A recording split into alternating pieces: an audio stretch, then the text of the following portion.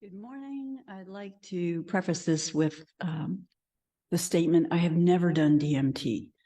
I might never do DMT, but I have heard about it, and it's touted as a fast-track way to get to higher consciousness and break through the limitations of our experience inside the vessel and find out, what's on the other side, so to speak. So sounds pretty frightening, but actually, I guess the trip only lasts about like 6 to 10 minutes or something. It's very short. But I've never been into hallucinogenics. I've never, other than smoking pot, I never really got into hard drugs or anything, no hallucinogenics really. And so what I'm describing to you now is not from any chemicals that happened. It was probably started by just seeking and seeking and seeking my entire life for answers. And then I began to read a lot of books that described something else, but never really what I experienced that I'm going to tell you about right now. So I had a couple of dreams. The first lucid dream that I fully remember, I was looking I was in a house somewhere, I don't know where, and then I was in a bathroom, and I looked over in the mirror, and I saw my face, and then the second time I looked at it, it was my mother's face. And so I realized at that point, something's wrong. Something's different here. And then I was able to put it together. I must be dreaming. Now, to get to that state where you actually say to yourself, I must be dreaming, is really hard, because you generally just go along for the ride and you don't really question it, or you can't really question it.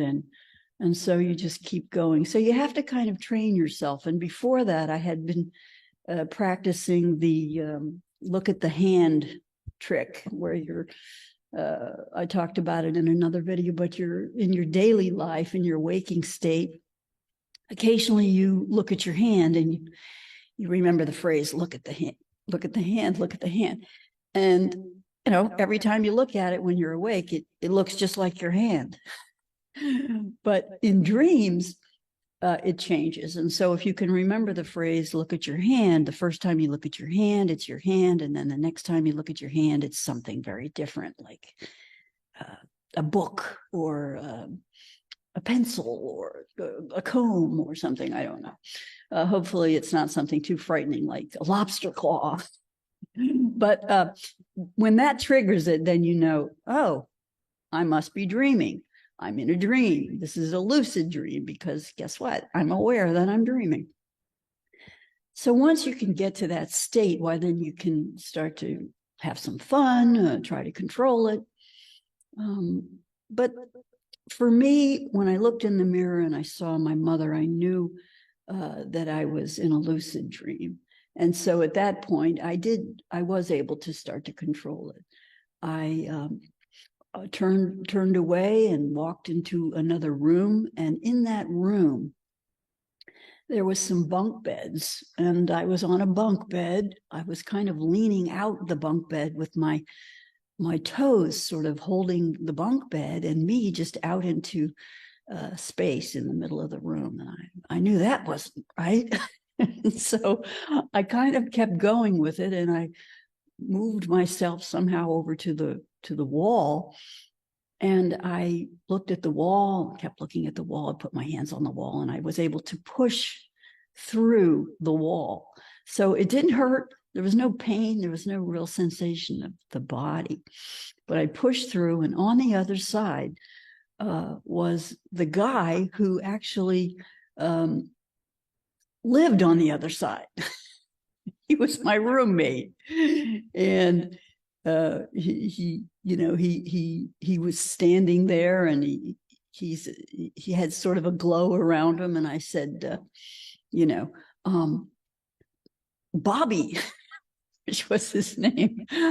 Bobby, what do I look like? Which was my first question, which is kind of interesting. He said, well, you have a green light around you. And so I just didn't say anything else. And, I don't know if I'm really talking or just telepathic or whatever. So I turned and I went back into the other room. And then I woke up. So that dream was so unusual that I was able to remember it. So I did quickly write it down. There might even be more details that I've left out, but pretty much that was it. So that really pleased me because I was like, yeah, so this stuff does work, And so, I began to really focus on trying to have a lucid dream. And generally it occurred when I didn't try. And as I said, when I had met this woman and we had really started to really study the hemisync tapes and really work hard on letting go and all that kind of stuff, I had the biggest lucid dream I've ever had in my life, and it was my breakthrough one, in my opinion. It was the one that answered all my questions, and now I don't have any more questions because I know what's going on. Whether or not you believe this is true or you don't think it's true, it doesn't matter to me. I don't really care because I really genuinely feel like I have received the greatest gift that could ever be bestowed upon anyone, the gift of the truth. And once you have that, you lose a lot of fear about death, fear about pain in this life, and fear about not knowing enough or not being enough or doing enough or all that nonsense. And so here's what happened. I had been dating a woman, sort of dating. I was in love with her, but she didn't really feel the same. But we just spent a lot of time talking about esoteric ideas and energy and higher consciousness and things. And so we really connected on that level. But she was straight and I wasn't. And so it just didn't really go very far in that direction. But that didn't stop my feelings for her. Anyway, in this lucid dream, what occurred was I was standing somewhere in a field or something.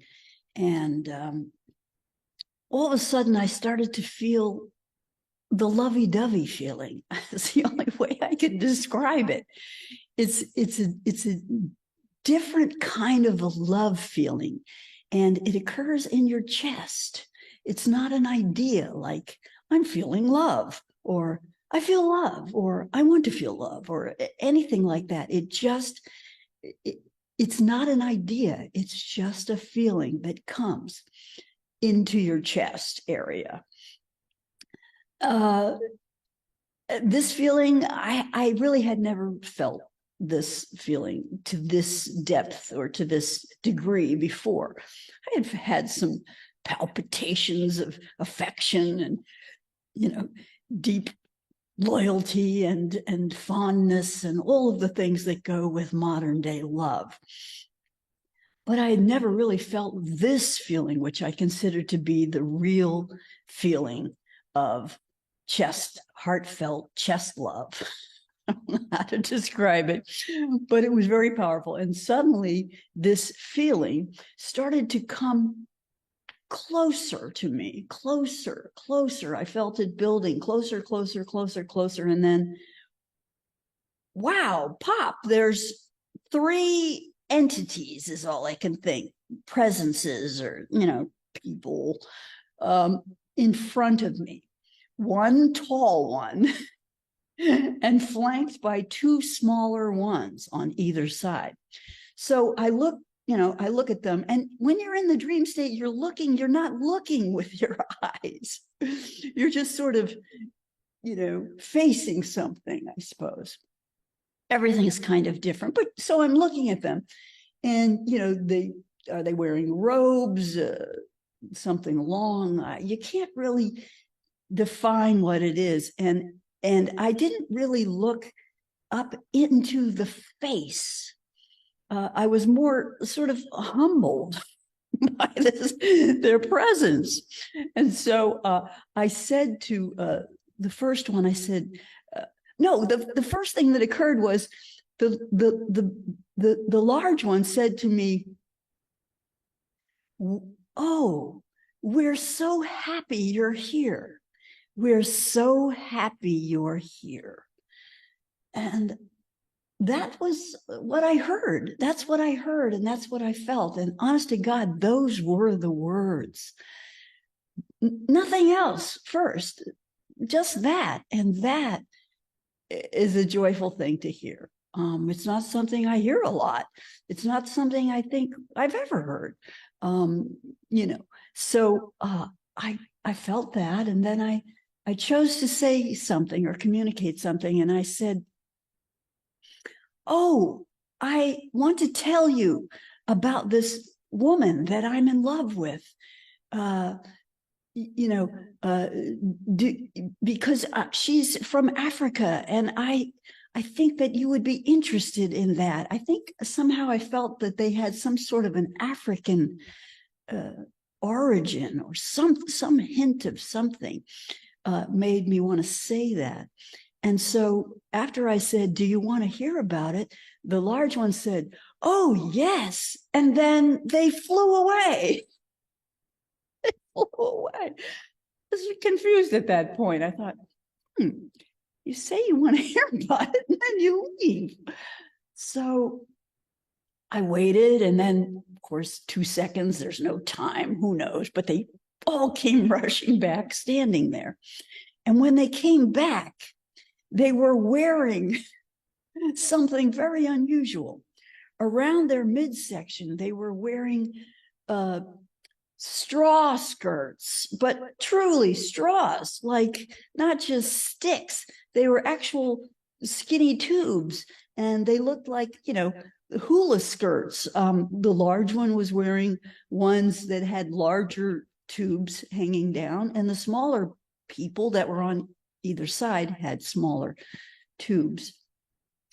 And so I said to the one standing closer to me, which was one of the smaller entities, I said, "Oh, I would love to have one of those tubes." And and the entity said, "Oh, yes," or something like that, and gave me one of the smaller tubes. And then I went over to the larger person and I said, "But I really want to have one of your tubes." And the entity gave me one of those tubes.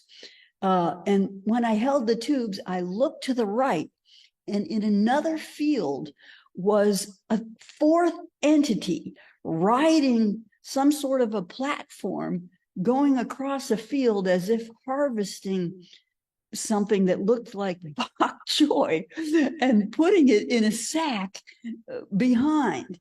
And like, was it a male entity? These were females. This was the sensation I got, but who knows? Anyway, that fourth figure really didn't have much impact other than for me to glance over. So when I went back, I had the tubes in my hand, and I woke up. And so I immediately Googled, what do straws indicate in a dream? What do tubes mean? And it said, or I got several references that suggested that means a way of information to flow through something, to come from one person to another.